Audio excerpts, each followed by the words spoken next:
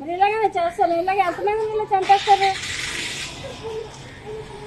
తను వచ్చింది ఒక ఊరు నుంచి ఒక ఊరు బదులు ఊరు కోసం అది వచ్చింది. ఎందుకంటే పక్కన నేను ఉన్నాను కదా అనేసి. తనకంటే ఎవరూ లేరు. ఇంకా తెలియదు సార్, నాకు తెలీదు. నేను మార్నింగే నేను ఇంటికి వెళ్ళాను. మధ్యలో ఏం జరిగింది కూడా నాకు తెలీదు. ఎందుకంటే మా ఆయనగారు ఇక్కడ ఉన్నారు. మా ఆయనగారు ఇలా ఇంటికి రాబోతుడికి సార్ మధ్యలో ఏం జరిగింది కూడా నాకు తెలీదు.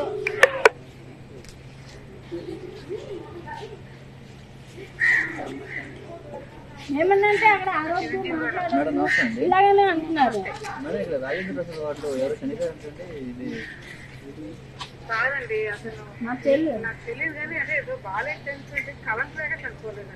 కరెంట్ లేదు సార్, పొద్దున్న నుంచి కరెంట్ లేదు. కరెంట్. ఆక్సిజన్ తనకి ఆక్సిజన్ వచ్చిన కాడ నుంచి ఆక్సిజన్ పెట్టి ఉంచారు సార్. పొద్దున్న నుంచి ఆక్సిజన్ పెట్టి ఉంచారు. ఎందుకంటే నేను కూడా ఉన్నాను కదా, ఎర్లీ మార్నింగ్ వరకు నేను ఉన్నాను.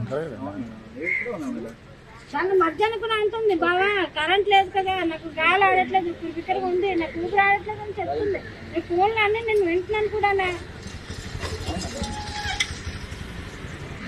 మాట్లాడిన మాటలు నాకు తెలియదా సార్? మా చెల్లి మాట్లాడి నాకు వినబడదా?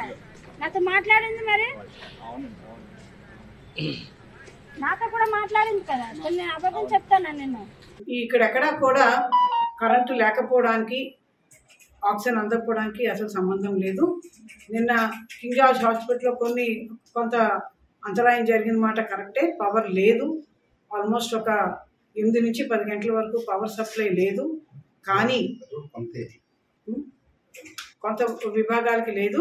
అయినప్పటికీ ఏ ఎమర్జెన్సీకి కూడా లోటు లేకుండా జనరేటర్ సహాయంతో ప్రతి ఎమర్జెన్సీ వార్డుకి పవర్ ఉంది.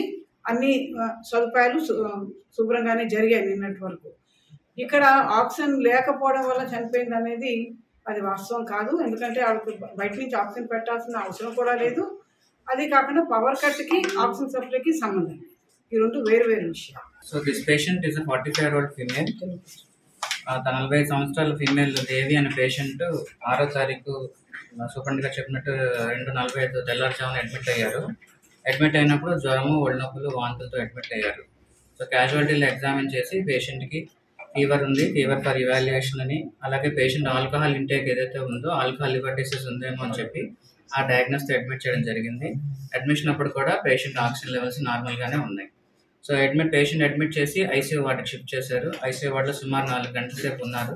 పేషెంట్ స్టెబిలైజ్ అయిన తర్వాత, ఆక్సిజన్ రిక్వైర్మెంట్ లేదన్న తర్వాత వార్డుకి మార్చారు. సో మార్నింగ్ పీరియడ్లో కూడా పేషెంట్ వైటల్స్ బాగానే ఉన్నాయి. పేషెంట్ ఆక్సిజన్ లెవెల్ కూడా నార్మల్గా ఉంది. అయితే నైట్ డ్యూటీలో ఏమైందంటే సడన్గా పేషెంట్ అన్రెస్పాన్సివ్ అనే కాల్ మనకి రావడం జరిగింది. అటెండ్ అయ్యేసరికి పేషెంట్కి పల్స్ లేకపోవడం, హార్ట్ బీట్ లేకపోవడం జరిగింది. సో మార్నింగ్ చేసిన ఇన్వెస్టిగేషన్స్లో ఏం తెలిసిందంటే పేషెంట్కి ఆల్కహాల్ వల్ల లివర్ ఎంజైమ్స్ అనేవి పెరగడం, బిలిరూబిన్ పెరగడం జరిగింది.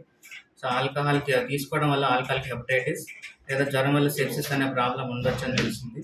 అలాగే అల్ట్రాసౌండ్ చేస్తే గాల్ స్టోన్స్ కూడా రివీల్ అయ్యాయి మనకి, అంటే గాల్ బ్లాడర్లో స్టోన్స్ కూడా ఉన్నాయి.